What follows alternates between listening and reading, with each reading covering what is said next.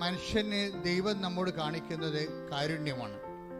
പകല് രാത്രി ദൈവം നമ്മോട് കാണിക്കുന്നത് വിശ്വസ്തതയാണ്. ഈ ഉടമ്പടി നമുക്ക് രണ്ട് പകലും രാത്രിയും, ഡാർക്ക് ആൻഡ് ലൈറ്റ് ഉണ്ട് ജീവിതത്തിൽ, അല്ലേ? ജീവിതത്തിൻ്റെ പകലിലെ പ്രകാശമുള്ളപ്പോൾ നമ്മളുടെ ദൈവം നമ്മോട് കാണിക്കുന്നത് എന്താണ്?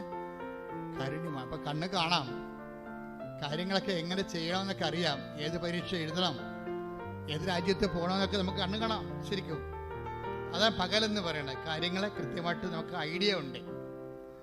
അവിടെ ദൈവം നമ്മോട് ഐഡിയ നമുക്കുണ്ട്.